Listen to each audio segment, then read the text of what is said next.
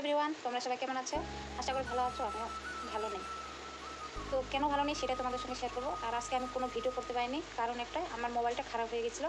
মানে কী হয়েছিল বলো তো, কালকে আমরা রাত 8:30টার দিকে, 8টা-8:30টার দিকে মানে সবাই মিলে, আমি, দিয়া, টুসু, ওর বাবা সবাই মিলে মোবাইলে মানে কী যেন একটা দেখছিলাম, মানে শর্ট ভিডিওগুলো দেখছিলাম। তো শর্ট ভিডিওগুলো দেখতে দেখতে হট করে মোবাইলটা বন্ধ হয়ে গেল।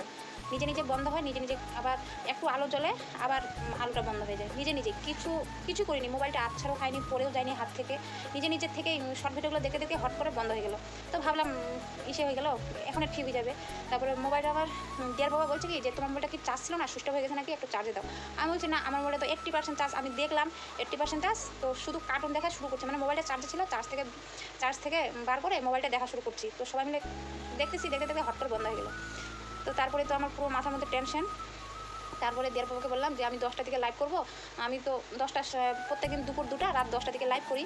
তো দিয়ার বাবাকে বললাম যে যাও একটু মেকারের কাছে নিয়ে যাও মোবাইলটা, মানে মোবাইলের দোকানে, যে মোবাইলটা ঠিক হয়েছে একটু দেখাই নিয়ে আসো। যদি ঠিক হয় তাহলে তো খুবই ভালো হয়। তো দিয়ার বাবা আবার রাত 9টা বাজে, তখন আবার চলে গেল দোকানে, মানে এসে আর কি মোবাইলটা দেখাতে মোবাইলের দোকানে। তো মোবাইলের দোকানে গেছে, তারপরে বলছে যে মোবাইলটা ঠিক হবে না, মানে হবে একটু সময় লাগবে। তো আর রাত 9টা বাজে, তো আর তো হবে না। তো একবারে বলছে সকালবেলা। তো মোবাইলটা রেখে চলে আসে দোকানে, বাড়ি আসলো, বলছে তোমার মোবাইলটা ঠিক হয়নি, মানে হবে, তো এখন আজকে হবে না, কালকে। মন খারাপ। তারপর আর কি, দেড় বাবার আসলো, তারপরে ভাত খেয়ে নিলাম। খাওয়া দাওয়া করে ওইভাবে চুপচাপ করে মন মরা করে আছি। মোবাইল নেই, টাইম কাটে না। ওই দিয়া টুসুর সঙ্গে একটু মানে ওদের সঙ্গে কথা বলতেছি, ওইভাবেই আছি। কিন্তু মনের ভিতর যে এতটা কষ্ট পেয়েছি, এতটা মানে সারা রাত ঘুমাইতে পারিনি জানো। আসলে কি বলতো, এখনটা মোবাইলটা দেখতে দেখতে আমার একটা অভ্যেস হয়ে গেছে। মোবাইলটা যদি আমার না থাকে না, মানে ভালো লাগে না।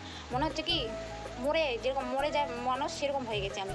আসলে আমি না মোবাইলের জন্য এত পাগল হয়ে গেছি। যদি মোবাইলটা একটা দিন যদি না থাকে আমার কাছে, আমি মনে হয় পাগল হয়ে যাবো, নাহলে মরেই যাবো, সেরকম মনে হচ্ছে। তো কালকের থেকেই ভালো লাগে না ওইভাবে তো সারা রাত ঘুমাতে পারিনি। তারপরে যখন রাত 1টা কি 1:30টা বাজে, ঘুম তো আসতেছে না, কিন্তু হট করে পেট ব্যথা শুরু হয়ে গেছে।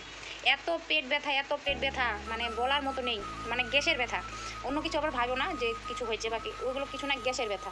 মানে দিয়াও ঘুমাচ্ছে, টুসু ঘুমাচ্ছে, ওর বাবাও ঘুমাচ্ছে। ওর বাবাকে যে ডাক দিব, ওর বাবাকে ডাকলেই মানে ও চিল্লাবে, বলছে আমার ঘুম পাচ্ছে, তো ইসে নটঙ্গি হ্যানটা। তো তবুও অনেকক্ষণ কষ্ট করার পর বাইরে বেরোলাম। 1 বোতল জল খেলাম। 1 বোতল জল খাওয়ার পরেও ব্যথাটা কমতেছে না। তারপরে সারা ঘর তন্ন করে খুঁজলাম, মানে কোথায় কোথায় ওষুধ আছে, প্লাস্টিকগুলো খুঁজলাম। প্লাস্টিক খুঁজে একটা মানে ক্যাপসুলের মতো পেয়েছি। আমি ভাবলাম এটা তো মানে গ্যাসেরই হবে, কেন গ্যাসের ওষুধ সবসময় ক্যাপসুল থাকে। তো ওটা ক্যাপসুলটা দেখে খেয়ে নিয়েছি। খেয়ে নেওয়ার পর আমি ভাবলাম কি দেখা যাবে কী হবে না হবে। যদি গ্যাসের ওষুধ হয় তাহলে তো গ্যাসটা চলে যাবে, তাহলে পেট ব্যথা সেরে যাবে। আর যদি না হয় কী হবে ওইভাবে খেয়ে নিয়েছি একটা ওষুধ পেয়ে। তো যাই হোক, ওইটা ওষুধ কিন্তু যেটা আমি খেয়েছি ক্যাপসুল, তো ভাবলাম ক্যাপসুল যদি ট্যাবলেট হতো তাহলে তো অন্য কিছু হতো। আর গ্যাসের ওষুধ তো বেশিরভাগ এসেই থাকে, ক্যাপসুল থাকে। তো বাস ওটা খেয়েছি। ওটা খাওয়ার আধা ঘন্টা 1 ঘন্টা পর পেট ব্যথা কমছে। তারপরে শুয়ে আছি চুপচাপ করে। দিয়ার বাবা ঘুমাই পড়ছিল। তো দিয়ার বাবার মোবাইলটা নিয়ে অনেকক্ষণ ধরে মোবাইল দেখতেছি, ইউটিউবগুলো দেখতেছি, আমার চ্যানেলটা দেখতেছি। ভাবতেছি আমার মোবাইলটা যদি ঠিক না হয়, মাথার মধ্যে না একটা কি যেন টেনশন ঢুকে গেছিলো যে মোবাইলটা ঠিক হবে কি না ওইটা। তারপরে হচ্ছে যে কত টাকা লাগবে, এক তো আমার কাছে টাকা পয়সা একটুকু নেই। তো যাই হোক, আমার কাছে 160 টাকার মতো ছিল। 160 টাকা মানে ওই যে চান্দুয়ারি আছে না, আমাদের ঘরে যে চান্দুয়ারিগুলো টানাই, ওইগুলো সেলাই করে দিয়েছিলাম। তো মানে আমাদের বাড়ির পাশে একজন সেলাই করছে আমার কাছ থেকে, তো ও দিয়েছিলো, ওর কাছ থেকে আর কি 160 টাকা। তো ওই টাকাটাই ছিল আমার কাছে। তো ওই টাকাটা তোমার দিয়ার বাবাকে দিলাম, আর বাকি টাকাটা ও দিয়ার বাবা দিয়েছে। তারপর মোবাইলটা আমার এই যে ঠিক করে নিয়ে আসলো আজকে দুপুরবেলা। এই যে মানে আমি ভাত খেতে বসছি, ভাত খাওয়া অর্ধেক হয়েছে, তারপরে মোবাইলটা আনিয়ে দিল।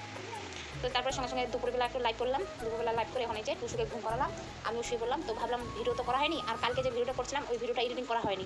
মানে এডিটিং করতে চাইছিলাম আমি রাত 11টা 12টার দিকে এডিটিং করি, কেননা ওরা ঘুমায় তারপর আমি এডিটিং করি। তো কালকে ভিডিও এডিটিং করা হয়নি। তো ভাবলাম আজকে আর কি ভিডিও পোস্ট করবো।